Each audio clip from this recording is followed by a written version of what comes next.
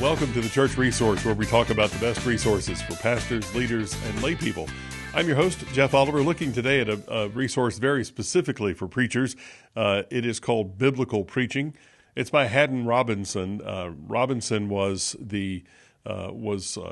one of the professors at Moody Bible Institute. He was on the Moody radio program that was a kind of a roundtable discussion of in a Bible study, and just an excellent teacher. And it's called The Development and Delivery of Expository Messages. This is the second edition, and as he says in the preface to the second edition, he says that this is a reprinting, kind of an updating, a refreshed version of the original, which was about 20 years prior to this book, and I've had this a few years. So that makes it a classic. And as Mark Twain is famous for saying that, anything called a classic is something that people just want to put away, because he says we've ruined many good books by calling them classics, meaning that we just want to dismiss them because they're kind of old hat and they're past their prime, kind of. And that is not the case, I don't believe, with this book. If you are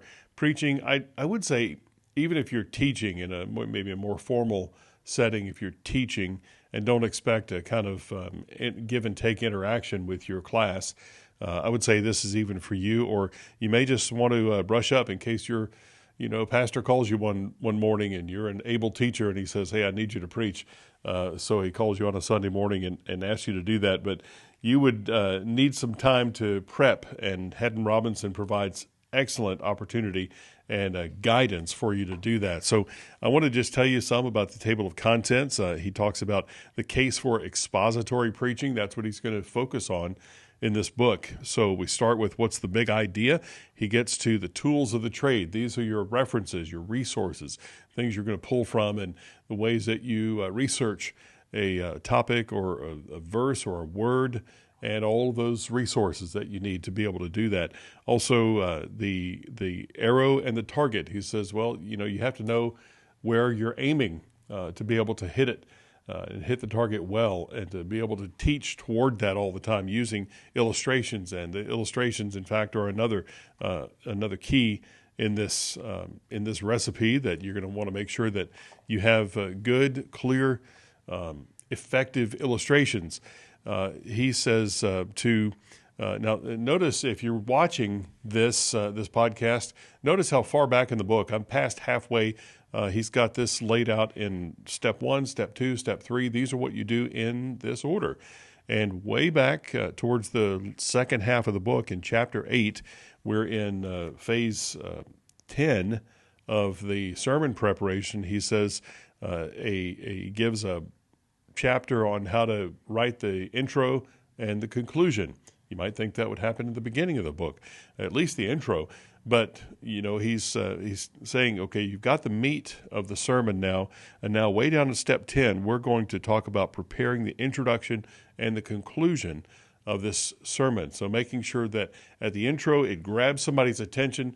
At the conclusion, it reminds people of what you've said and what they need to walk away with, and kind of their takeaway. He doesn't use that term, but that's the term we would use today to describe that, to have something that people will remember from the sermon, and make sure that they can apply that to their life. So that's a great reminder to us that this is how we craft a sermon.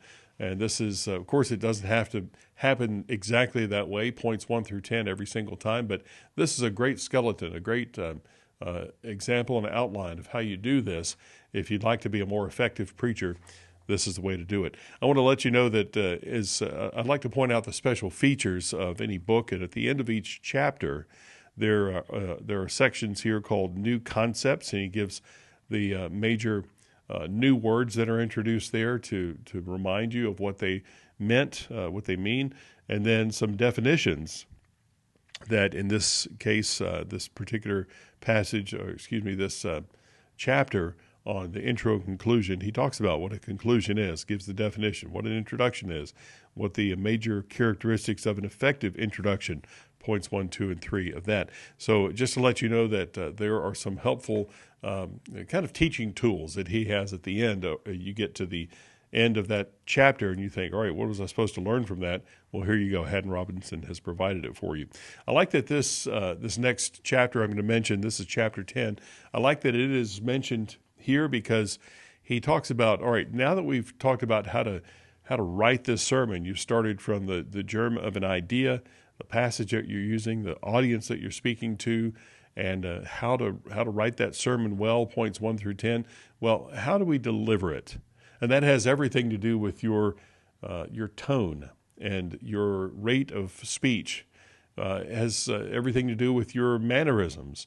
And if you're going to use any props, and how to do that, and how to present yourself, how to project. He has some illustrations there of what your chest and your vocal cavity and your nasal passages look like. And so how to use all of those things so that you're very effective in putting forth that message, so that you are, I would say, listenable, so that you're engaging, and that you're somebody who people would want to hear, want to sit up and take note of what you've said, not just droning on, not just getting information out, but you're doing it in an engaging and a very winsome way. So that's a chapter that I think is often neglected in books on preaching. It's called How to Preach So People Will Listen, and I think that's going to be very helpful for you as you take a look at that.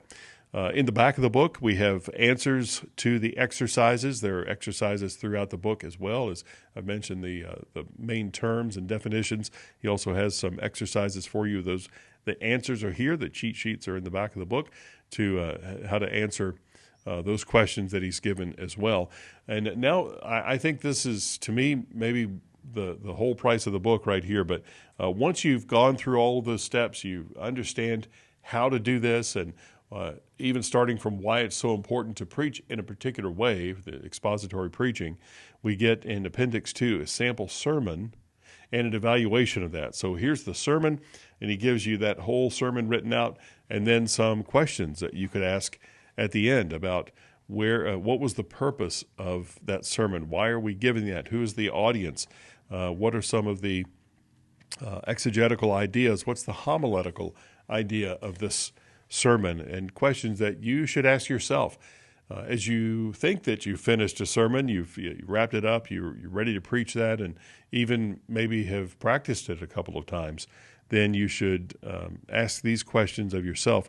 What is the need for this sermon? Is there a discernible outline for the sermon that people can follow if they kind of think in that way?